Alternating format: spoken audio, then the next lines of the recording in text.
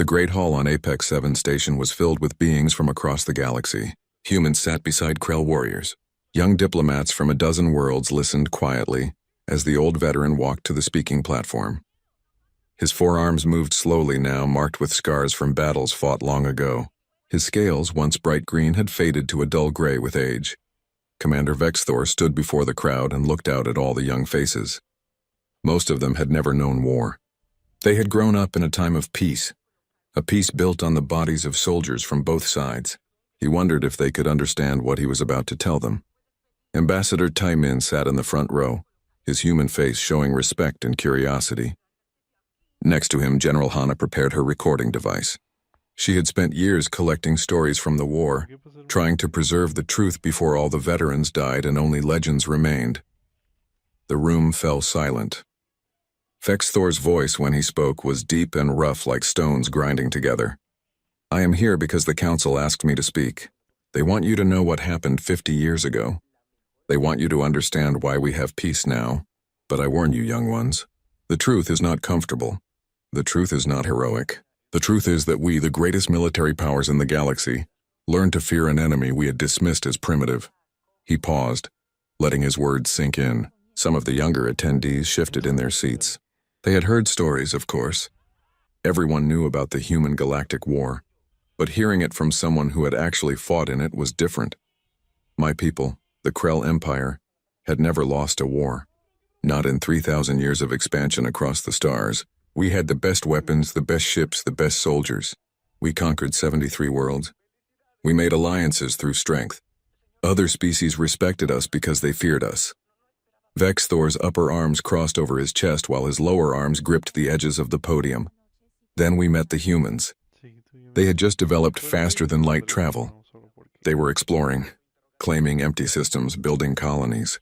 We found them on a mining world in the outer reach. It was a small dispute.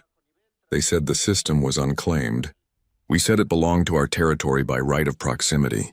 It should have been a simple matter. We were stronger. They should have backed down. A bitter sound came from his throat, something like a laugh but without humor. They did not back down. Their colony of 2,000 miners stood against our garrison of 10,000 soldiers. We gave them 1 week to leave. They refused. We cut off their supply lines. They started growing their own food. We bombed their water purification plant. They built 3 more underground. We killed their governor in a targeted strike. They elected a new one the next day. General Hana leaned forward, her recording device capturing every word. She had heard versions of this story before, but never from Vexthor himself. The war began over one small mining world. It spread to 100 systems. It lasted 20 years. 20 years of fighting an enemy that refused to understand they were beaten. You see, we had studied human history before the war escalated. We knew they fought among themselves. We knew they understood defeat. Their ancient wars showed that they surrendered when they were outmatched. Vexthor's eyes, large and golden with vertical slits, swept across the audience. What we did not understand was that humans surrender to other humans. They have rules between themselves, honor, respect for worthy opponents. But we were not human. We were something else. And they did not see us the way they saw each other. Ambassador Taimin felt a chill run down his spine. His grandmother had fought in the war. She had been a pilot, flying missions deep into Krell space. She never talked about it much, but sometimes he would catch her staring at the stars with a look in her eyes that spoke of things she had seen and done that she could never forget. I commanded fleets. I destroyed human colonies. I killed thousands of their soldiers. And I learned something that changed me forever. I learned that humans do not fight the way we do. When a Krell warrior is outnumbered 5 to 1, he surrenders with honor. He lives to fight another day. When a human is outnumbered 5 to 1, he finds a way to make the odds worse for his enemy before he dies. The hall was absolutely silent now. Even the soft hum of the station's life support seemed to fade away as everyone focused on the old commander's words. I will tell you 5 stories. 5 moments from the war that taught me who humans really are. Some of you may think your human ancestors were heroes. You are right. Some of you may think we Krell were monsters. You are partly right. But the truth is more complicated than hero and monster. The truth is that war reveals what species are made of. And humans are made of something that does not break. Vexthor's voice dropped lower, more intimate, as if sharing a secret. The first lesson I learned came at a fortress world called Calax 9. I had 40,000 soldiers, orbital bombardment capability, and supply lines stretching back to the Empire. The humans had 5,000 soldiers, a broken fortress, and no hope of reinforcement. I gave them 24 hours to surrender. Their commander sent me a message. Just 3 words. He paused, and the silence stretched out until it felt like the whole station was holding its breath. Come and take it. A few of the younger attendees gasped. Taemin felt his chest tighten. He had heard that phrase before. His grandmother had whispered it once in her sleep many years ago. I did not understand what it meant at the time. I thought it was bravado, empty words from a defeated enemy. I was wrong.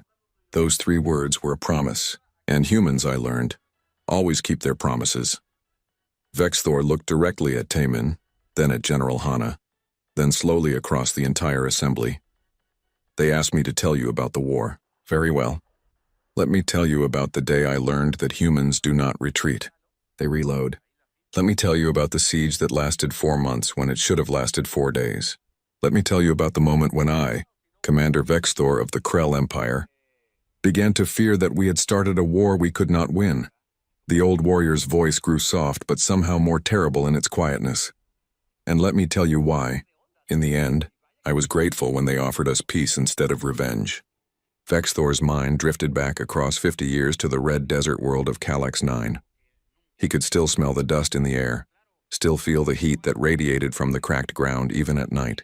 The human fortress sat on a plateau overlooking the only water source for 300 miles. It was a smart position, but it would not save them. I arrived at Calax 9 with confidence, Vexthor told the assembled crowd. The fortress was old. Human construction, yes, but nothing special. Concrete walls. Basic defenses. My intelligence officers told me the garrison had 5,000 soldiers, mostly reserves and support personnel. The combat troops had been pulled away to defend more important worlds. This was supposed to be an easy victory. He remembered standing on the command deck of his flagship, looking down at the fortress through the view screen. It had seemed so small, so vulnerable. His second-in-command, Thelrix, had laughed when they received the surrender demand. Come and take it. As if a handful of humans could stop the might of the Krell Empire. The first assault went well, Vexthor continued. We had air superiority. We had artillery. We had numbers. We pushed forward and the humans fell back. By the end of the first day, we had taken the outer wall. I expected them to surrender before dawn. But they did not surrender. When the Krell forces tried to advance into the fortress proper at dawn, they found that the humans had spent the night turning the interior into a death trap. Every corridor had been rigged with explosives. Every room had firing positions. The humans had torn up the floors and created tunnels connecting different sections of the fortress. What should have been a simple mopping-up operation turned into a nightmare of close combat in the dark. They fought at night, Vexthor said, and he saw some of the younger aliens in the audience look confused. You must understand, most species in the galaxy cannot fight effectively in darkness. Our eyes need light. We grow tired when the sun sets. We need sleep. Humans do not. They see in the dark better than we do. They can fight for days without rest if they must. The memory was vivid in his mind. Krell soldiers stumbling through dark corridors while humans ambushed them from hidden positions. The sound of human weapons firing in the blackness. The screams of his soldiers as they fell into pit traps lined with sharpened metal. Colonel Jiwoo commanded the human defenders. I learned her name later from captured communications. She was wounded in the first day of fighting, a piece of shrapnel in her leg. Any Krell officer would have moved to the medical station and let subordinates take command. She tied a cloth around the wound and kept fighting. Vexthor paused, remembering the intercepted messages his communications team had captured. Colonel Jiwoo's voice, calm and steady, giving orders even as explosions rocked the fortress around her. Hold this position. Fall back to checkpoint 7. Prepare the charges. Her voice never wavered, never showed fear. By the end of the first week, I had lost 2,000 soldiers. The humans had lost maybe 500. This was unacceptable. I ordered a full bombardment of the fortress. We hit them with everything we had. When the smoke cleared, half the fortress was rubble. Surely, I thought. Surely now they would surrender. But the next morning, human snipers started picking off Krell officers from positions in the rubble. Somehow they had survived the bombardment. Somehow they were still fighting. Captain Donghyun was their engineer. He took the rubble we created and turned it into new defenses. He built traps from unexploded ordnance. He created weapons from scrap metal and chemical compounds they had in the fortress supplies. My soldiers started calling the fortress the Grinder because every meter we advanced cost us blood. The siege dragged on. 1 week became 2. 2 weeks became a month. Vexthor threw more soldiers into the attack. The humans kept fighting.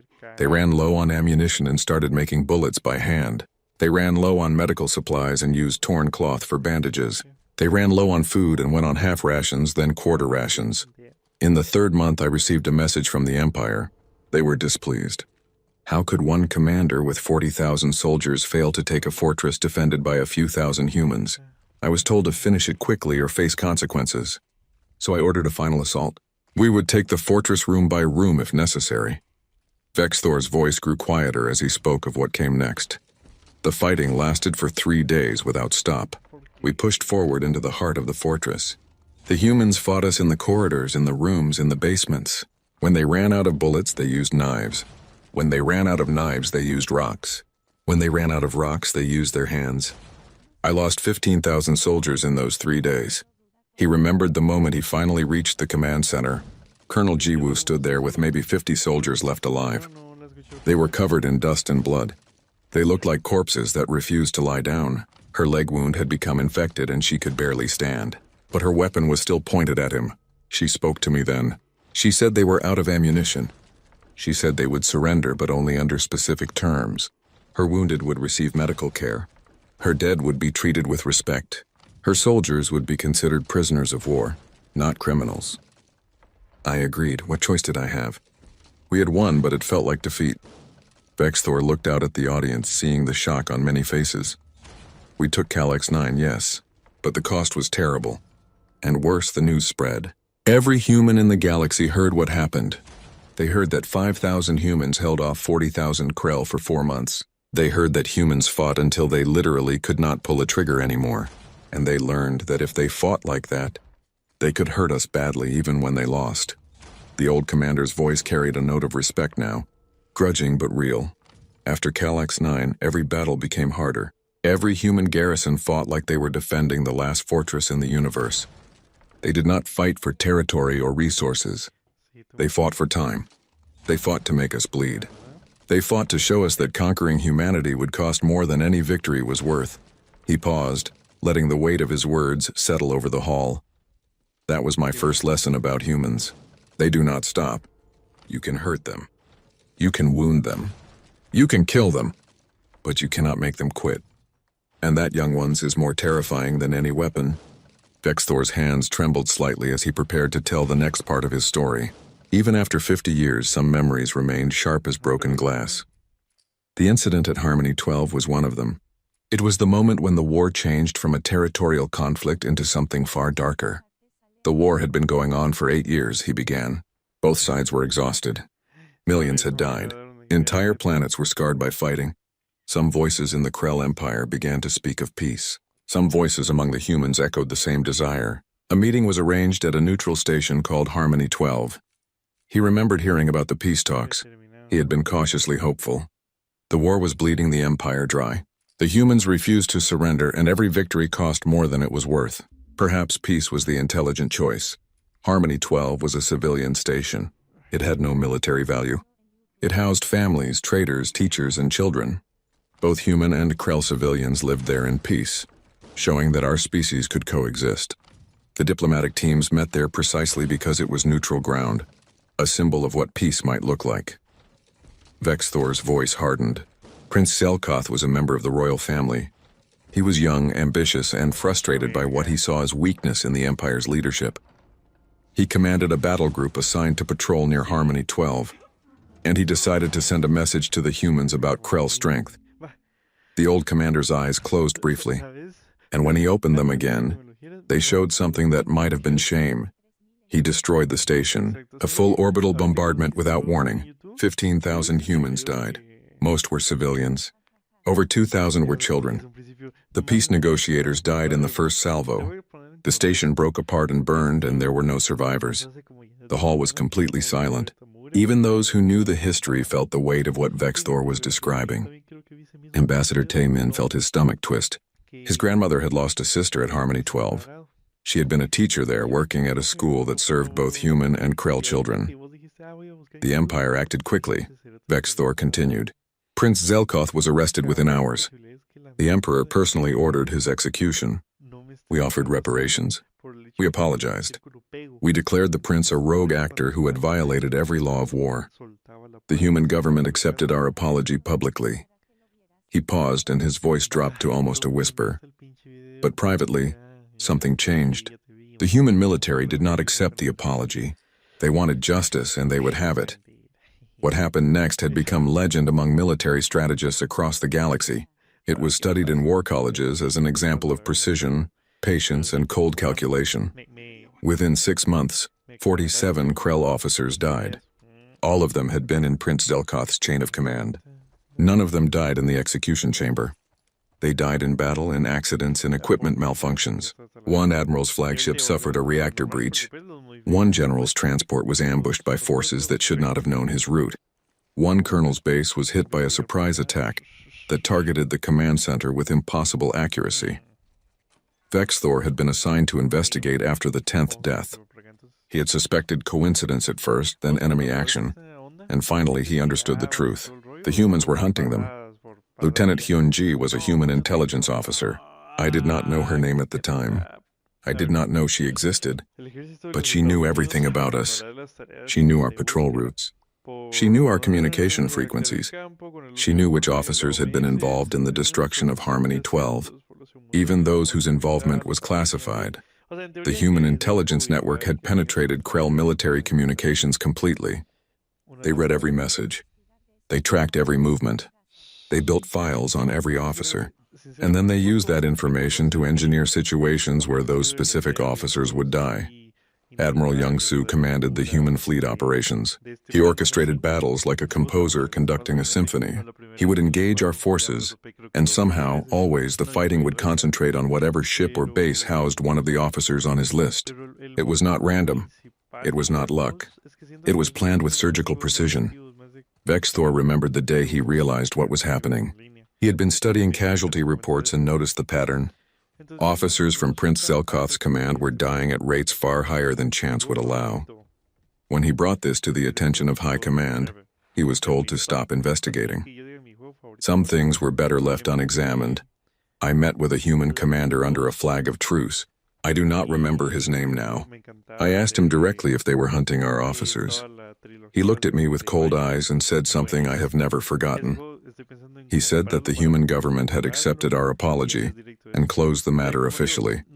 Then he said that the human military does not forgive the murder of children, and that justice would be served with or without official approval. The message was clear. The humans were sending a signal to the entire galaxy. You could fight them. You could kill their soldiers. That was war, and war had rules. But if you murdered civilians, especially children, there would be consequences, not through courts or diplomacy, through cold, patient revenge. Every officer involved in Harmony 12 died within 18 months. The human military never claimed responsibility.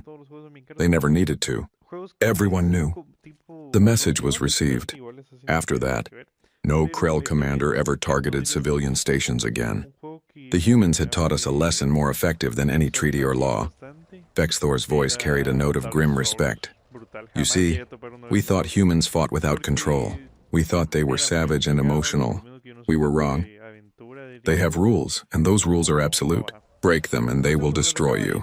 Not out of rage, but out of cold calculation. They will hunt you patiently, methodically, until justice is done. He looked directly at the younger generation in the audience. This was my second lesson about humans. They distinguish between warfare and murder. They have lines they will not cross, and they will punish anyone who crosses those lines. It is not mercy. It is not weakness. It is a code they follow absolutely.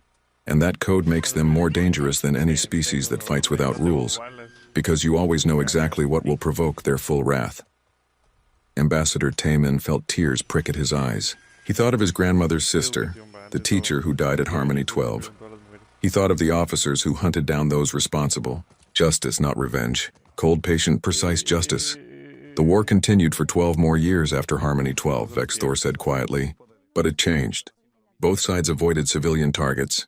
The fighting remained brutal, but it remained within the boundaries of warfare. The humans had drawn a line in blood, and no one dared to cross it again. The tension in the hall had been building with each story Vexthor told. Now the old commander paused, taking a long drink from the container beside the podium. When he spoke again, his voice was softer, almost wondering. My third lesson about humans came when they saved my life. This clearly surprised some in the audience. How could the enemy save the life of a commander who had killed so many of them? Vexthor saw the confusion on their faces and nodded slowly. The Battle of Terran Nebula was a disaster for both sides. The nebula interfered with sensors and communications. Ships fired on targets they could barely see. My flagship took a direct hit from what I later learned was friendly fire from another Krell vessel. The ship was torn in half. Life support failed. My crew was dying around me. He could still remember the chaos. The screaming alarms, the smell of burning circuits and leaking fuel, the way the artificial gravity flickered on and off, sending bodies and debris floating through the shattered corridors. As commander, his duty was clear. He ordered the evacuation and prepared to die with his ship. I sat in my command chair and waited for death. This is our way. The commander stays with the ship. It is an honor. I had made my peace with it. Then something appeared on what was left of my view screen, a human ship. The ship was small, a medical frigate marked with white paint and red symbols that Vexthor now knew were ancient human symbols for healing. It had no weapons. It was not even armored. It was completely defenseless. The ship was called the UHSV Mercy. Captain Jae-sung commanded it. He brought his ship alongside my dying flagship even though Krell patrol vessels were still in the area. Even though his ship was under fire from confused Krell forces who did not realize what was happening. He ignored the danger completely. Vexthor remembered seeing figures in white suits cutting through the hull of his ship, human rescue workers pulling his crew from the wreckage. He had tried to fight them at first, confused and disoriented. They had simply restrained him gently and continued their work. Dr. Sora led the medical team. She was small even for a human, but she worked with absolute focus. She pulled 47 Krell from the wreckage of my ship. Some were already dead, some were dying. She tried to save them all. She used supplies meant for human wounded on Krell soldiers. She did not ask if we wanted help. She simply gave it. The old commander's voice wavered slightly. I regained consciousness in the medical bay of the Mercy. I was strapped to a bed, not as a prisoner, but to keep me from injuring myself while I healed. Dr. Sora was treating a young Krell officer next to me. His arm was crushed. She was trying to save it. She spoke to him softly in broken Krell language, telling him he would be all right, telling him to stay calm. Vexthor had watched in amazement as humans moved through the medical bay, treating Krell wounded with the same care and urgency as they would their own soldiers. Some of the humans had visible scars from fighting. Some wore medals for bravery in combat against Krell forces. But in the medical bay, none of that mattered. Here, there were only patients. Captain Jae-sung came to speak with me when I was stronger. I tried to formally surrender to him. This is protocol when a commander is captured. He looked at me strangely and said something I did not understand at first. He said I was not a prisoner. He said I was a patient, and patients are not prisoners. The human captain had explained that medical ships operated under different rules. They did not take prisoners. They did not fight. They simply saved lives. Any lives, regardless of which side those lives had fought for. It was a concept written into human military law going back centuries. The Geneva Conventions, he called them. Sacred rules about how war should be fought. I asked Captain Jae-sung why he would risk his ship and crew to save enemy soldiers. We had been killing each other for nearly 20 years. Why show us mercy now? He sat down beside my bed and spoke to me like I was a person, not an enemy. What the human captain said had stayed with Vexthor for the rest of his life. He said that war does not last forever. He said that today's enemy might be tomorrow's ally. He said that how we treat each other in war determines what kind of peace we can build after war. He said that if both sides treated each other like monsters, then only monsters would survive the war. But if we remembered that even enemies are thinking, feeling beings, then perhaps we could find a way to peace. Vexthor looked around the hall, seeing humans and Krell sitting side by side, seeing species that had once fought each other now living in peace. The human medical ship kept us for 3 days while repairs were made to our life support systems. Then Captain Jae-sung transported us to the edge of Krell space and released us. No ransom, no demands. No interrogation. He simply returned us home. He said that medical personnel do not participate in war beyond healing the wounded. The old commander's voice grew stronger. I reported what happened to my superiors. Many did not believe me. Some said the humans must have planted tracking devices or brainwashed us somehow. But the truth was simpler and more disturbing to the Krell military mind. The humans had saved us because their code of ethics required it. Nothing more. Vexthor had been changed by that experience. He began to see humans differently. Not as savage warriors without honor, but as beings who fought with rules even stricter than those of the Krell. They could be absolutely ruthless to those who broke their rules, as the officers involved in Harmony 12 had learned. But they could also show mercy to defeated enemies because their rules demanded it. I met with Captain Jae-sung twice more during the war, both times under medical flags of truce. We spoke about many things. He told me about human history, about wars they had fought among themselves, about the lessons they learned. He said humans had once fought without rules and it nearly destroyed them. So they created laws for warfare, laws about treating prisoners, laws about protecting civilians, laws about medical neutrality. The human captain had said something else that stuck with Vexthor. He said that the rules exist not to make war gentle, but to make sure that when war ends, the survivors can still look at each other as people instead of monsters. This was my third lesson about humans. They have mercy but not weakness. They will kill you in battle without hesitation, but they will also save your life without question if you are wounded and helpless. This is not contradiction to them. This is honor, and their honor is absolute. Vexthor looked at General Hanna, who was recording everything. He saw tears on her face. He wondered if she understood what he was trying to say. Strength without mercy is brutality. Mercy without strength is meaningless. Humans have both. That is what makes them unique in the galaxy. That is what makes them dangerous. And that is what made me believe for the first time that peace with humanity might be possible. The old warrior's hands gripped the podium tightly, because I realized that any species capable of such mercy toward enemies is a species that might forgive. And forgiveness, I was beginning to learn, might be the only way this war could end. Vexthor stood quietly at the podium for a long moment. The hall was completely silent except for the soft hum of the station's systems. He was old now, tired in a way that had nothing to do with physical age. He carried the weight of all the deaths he had caused and witnessed. But he also carried something else. Something that still surprised him even after 50 years. He carried hope. The war lasted 20 years. He said finally, 20 years of killing. 20 years of watching young soldiers from both sides die for objectives that no longer seemed to matter. Both our peoples were exhausted. Both sides had lost millions. And still we fought, because no one knew how to stop. After his rescue by the human medical ship, Vexthor had begun to see the war differently. He started to wonder if there might be another way. He was not alone. Some human commanders were asking the same questions. The problem was that both governments were locked into the conflict. Neither side could propose peace without appearing weak. Admiral Kyung-soo was a human fleet commander. We had fought against each other 3 times.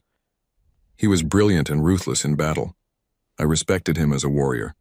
After the Terran Nebula incident, he sent me a private message through unofficial channels. Just a few words. He asked if I thought this war could be won by either side. It was a dangerous question.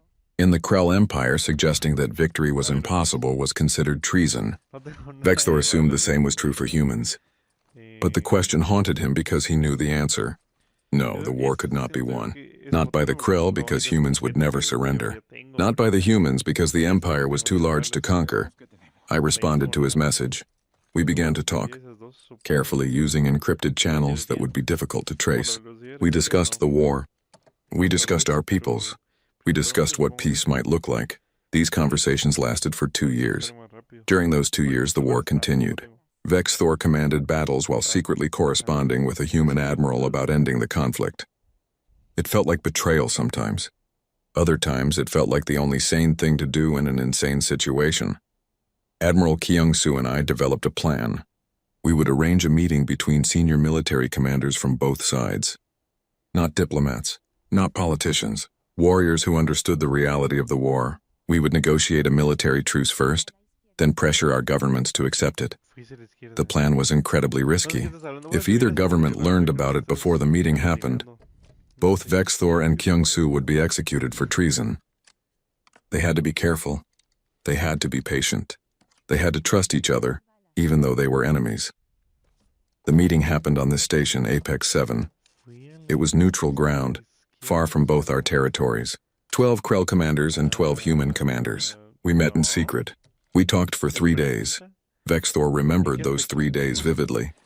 The tension in the room at first, warriors from both sides eyeing each other with suspicion and hatred.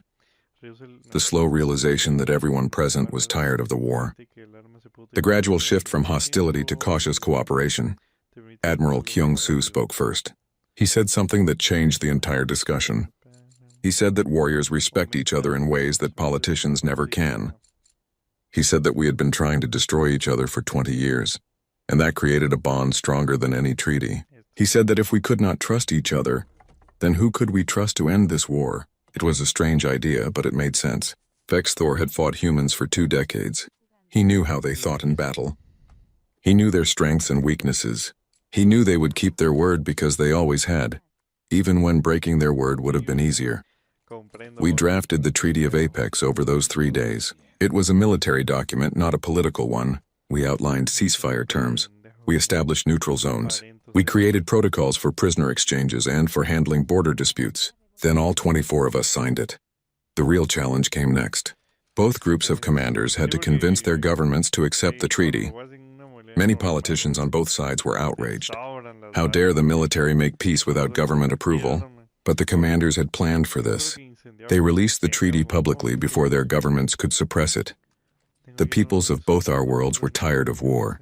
When they learned that their military leaders had negotiated peace, they supported it overwhelmingly.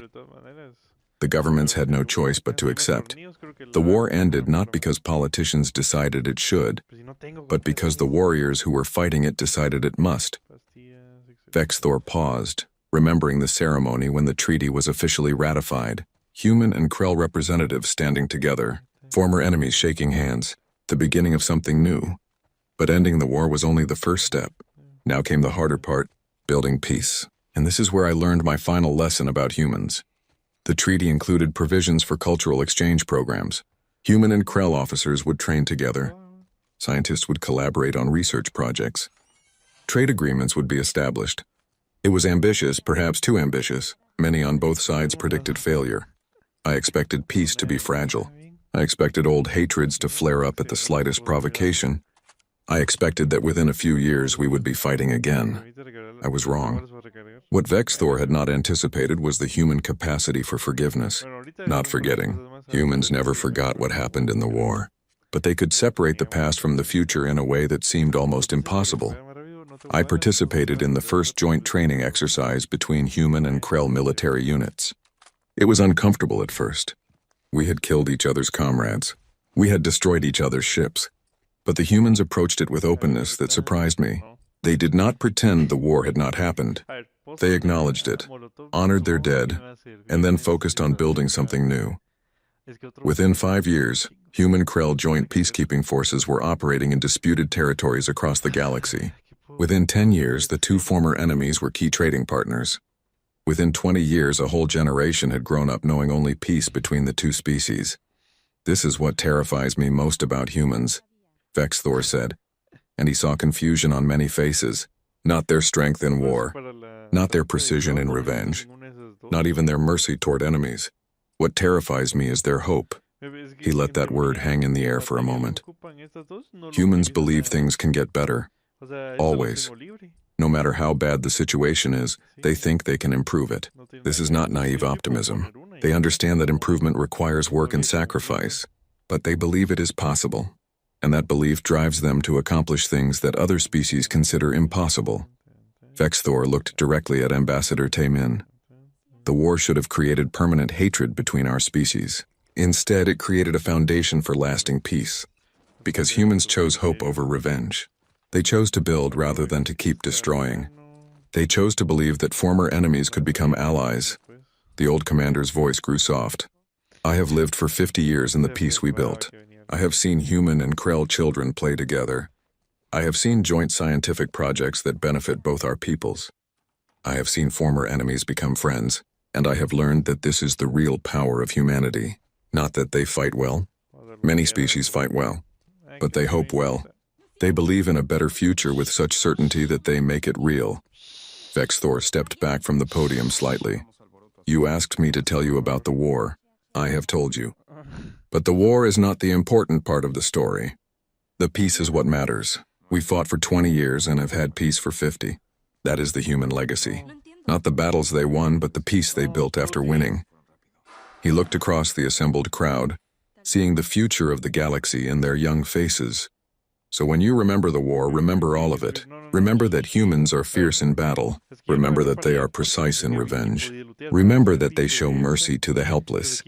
But most importantly, remember that they hope for better things and they work to make those hopes real. That is the lesson I learned. That is what you must understand. Vexthor's voice grew stronger for his final words. You do not conquer humanity because they are too fierce. You cannot outlast their revenge because they are too patient. You cannot rely on their mercy because they balance it with justice. But the real reason you do not make war with humans is simpler. They will outlast your hatred with their hope. And when the war finally ends, they will help you build something better than what existed before. That is the human way. That is why we have peace today. The old warrior bowed slightly to the audience. I fought humans for 20 years. I have lived in peace with them for 50. The peace is better. Remember that, young ones. Always choose the path that leads to peace.